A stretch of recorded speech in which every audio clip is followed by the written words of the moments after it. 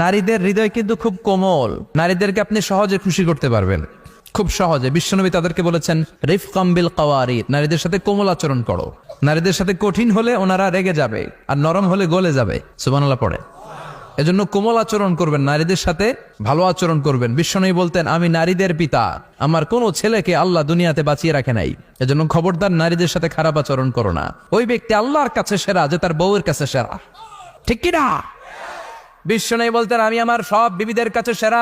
বিবিদেরকে বিশ্বনবী শ্রদ্ধা করতেন। বিশ্বনবী বলতেন হুব্বিবা ইলাইয়া মিন দুনিয়াকুম সালাস, তোমাদের দুনিয়ার তিনটা জিনিস আমার বড্ড ভালো লাগে। এক নম্বরে আতিব, আতর মাখতে ভালো লাগে। দুই নম্বরে নেশা, নারীদেরকে আমার ভালো লাগে। তিন নম্বরে কুররাতু আইনি ফিস সালাত, নামাজে দাঁড়ালে আমার ভালো লাগে। আতিব মানে পারফিউম, উতুর। বিশ্বনবী বলতেন আরবাউন মিন সুনানিল মুরসালিন, চারটা জিনিস সব নবীদের সুন্নাত। এক নম্বরে আল খিতান, সব নবীরা সুন্নাতে খাতনা করেছে। আরেক বর্ণনায় খিতানের জায়গায় এসেছে আল হায়া মানে লাজুকতা, সব নবী লাজুক ছিলেন। দুই নম্বরে আন নিকাহ, সব নবী বিয়ে করেছেন। তিন নম্বরে আল উতুর, সব নবীরা আতর মেখেছেন। চার নম্বরে আসিওয়াক, সব নবীরা মিসওয়াক করতেন। সুবহানাল্লাহ পড়েন। কিন্তু নারীদের জন্য বিশ্বনবী আতর ব্যবহার করতে নিষেধ করেছেন। বিশ্বনবী বলেছেন আইয়ুমা ইমরাআতিন ইস্তাআতারাত, আতর মেখে কোন নারী পুরুষের দৃষ্টি আকর্ষণের জন্য যদি রাস্তা দিয়ে বেরোয়, যতগুলো পুরুষ তার দিকে তাকাবে তাদের সাথে জিনা করার গুনাহ ওই মহিলার আমলনামায় লেখা হয়ে যাবে। আমার বোনেরা, আমার মায়েরা, যাদের কানে আমার মাইকের আওয়াজ যাচ্ছে, খবরদার ঝাঁঝালো পারফিউম মেখে ঘর থেকে বেরোবেন না।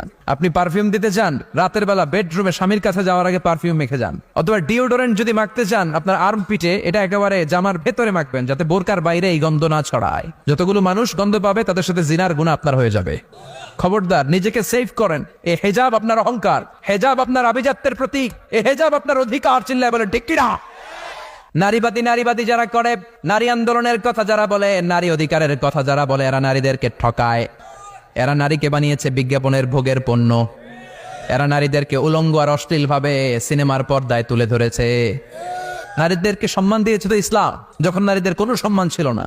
বিশ্বনবী বলেছেন না দুনিয়া কুল্লুহা মাতা ওয়া খায়রু মাতাইদ দুনিয়াল মারআতু সালিহা, পৃথিবীতে যা দেখো চোখ দিয়ে সব সম্পদ, আর এই সব সম্পদের মধ্যে সবচেয়ে দামি সম্পদ হচ্ছে নেককার নারী। এদের পেটগুলোর বিশ্বনবী খনি বলেছে খনি।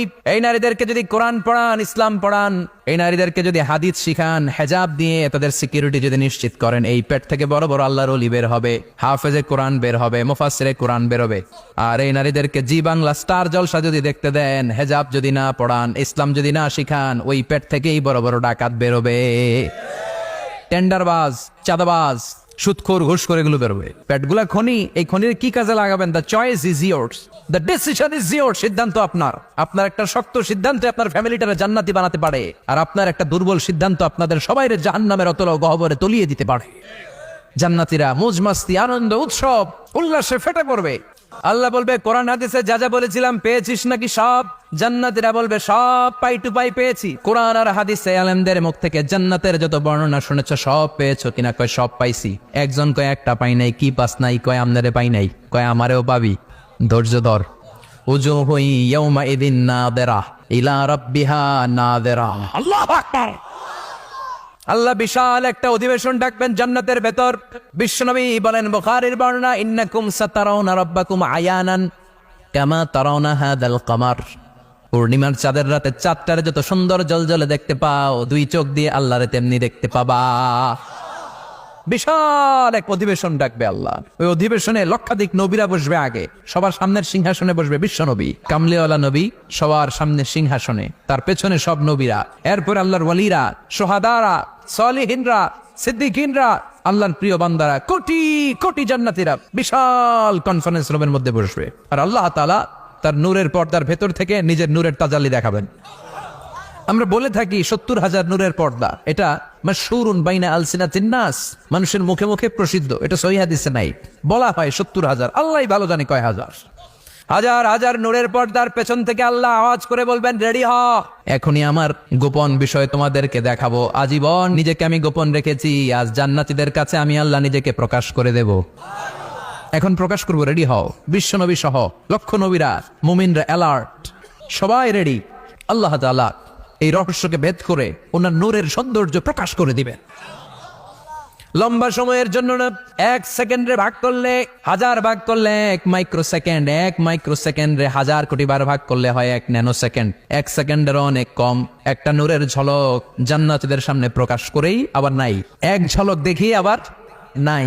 কিন্তু ওই যে এক ঝলক দেখেছে জান্নাতীরা, বিশ্বনবী সহ সব মুমিন বান্দারা নবীরা ওই ঝলকের দিকে তাকিয়ে থাকবে। কি যে দেখলাম, কি যে সুন্দর, কি যে অসাধারণ, সবাই তাকিয়ে থাকবে নূরের দিকে। সামনে কিন্তু নূর নাই, এক ঝলক দেখাইয়া দৌড়, আকর্ষণ লাগিয়ে নাই।